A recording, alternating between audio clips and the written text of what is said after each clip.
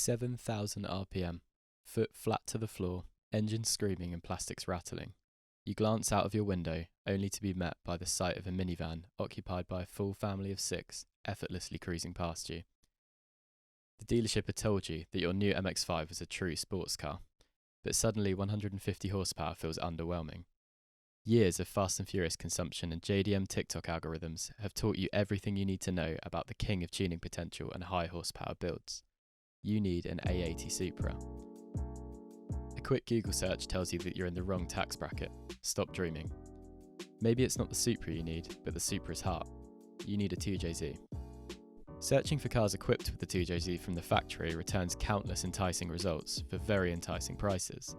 SC300s, IS300s and GS300s, the list goes on. All cars that can be had in great condition for less than 10 grand. But there's a catch.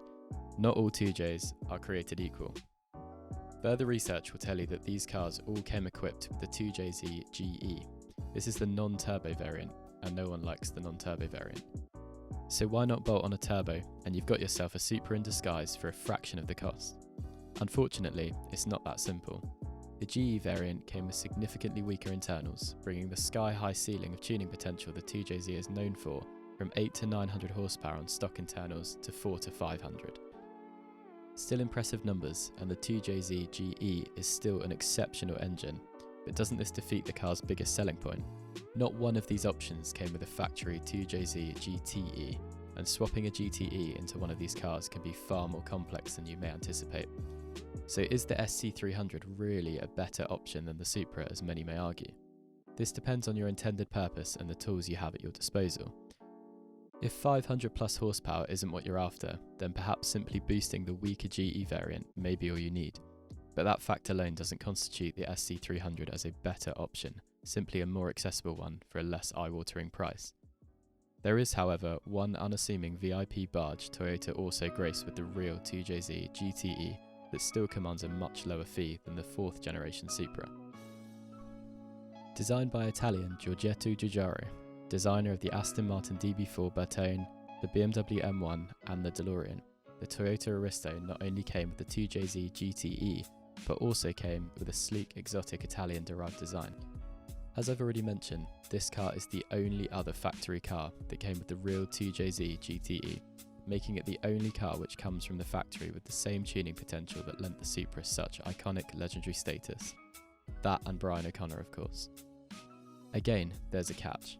To access all that tuning potential, you'll need to do something about that gearbox. Toyota decided that given the Aristo's heavier focus on luxury, there wouldn't be much of a market for a manual variant. This leaves you with a few options depending on your desires for power and budget.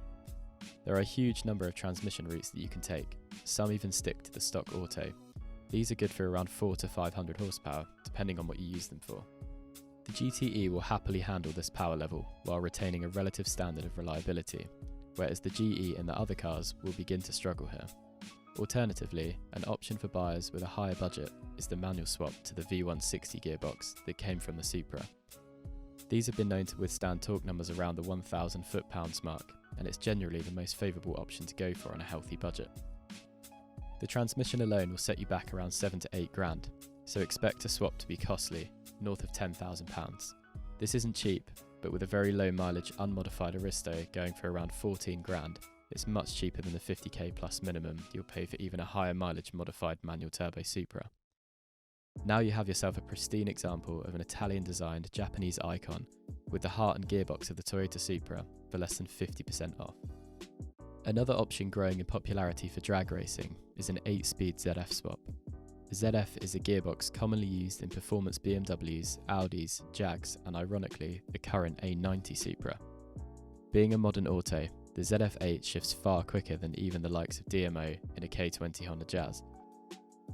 This is one of the best options for a daily friendly, straight line performance or track focused car. For lower budgets, there are also other gearbox options. A popular swap for mid-range horsepower manual builds is the R154 gearbox, used in the Chaser, Gen 3 Supra and a few other models. Some examples have seen 600 horsepower and 450 foot-pounds of torque and can be picked up for 2 grand, making them more budget friendly and keeping your total investment below the 20 grand mark. If speed is your only consideration when looking at the Aristo versus the Supra, then the Supra is going to be the better option by a negligible amount. Due to its size and heavier focus on luxury, the Aristo weighs in at around 120 kilos or 350 pounds more than the Supra, depending on the trim levels. This will negatively affect the straight line performance and handling dynamics of the Aristo to some degree. You can likely bring this margin down by stripping both of the car's interiors, as a fair bit of the Aristo's weight comes from the extra tech. Despite this, the differences will be marginal, and the Aristo is certainly a worthy alternative in the world of budget 2JZ builds. Many may even prefer the Aristo if you're after a fast daily driver or a sleeper build. The Aristo was more of a VIP luxury vehicle and definitely goes under the radar compared to the Supra where aesthetics are concerned. There's countless videos on YouTube going into further detail on the 2JZ GTE variant of the 2JZ family, as even the GTE has sub-variants which fall slightly lower or higher on the desirability scale depending on if they're the VVT-i option or where in the market they came from. With that being said, generally if the car has any of the GTE variants, it's going to be a more desirable engine than any of its GE counterparts. As always, more expensive does often mean more better in the world of old Toyotas, but that doesn't mean that you can't get very close to Toyota's flagship tuner car for less than half of the price, all while retaining the 2JZ GTE bragging rights. Even if yours doesn't have 1000 horsepower, you can always incessantly remind people that your engine is capable of it and falsely elaborate on your extensive build plans to get there while having absolutely no intention of following through. It's the potential that counts.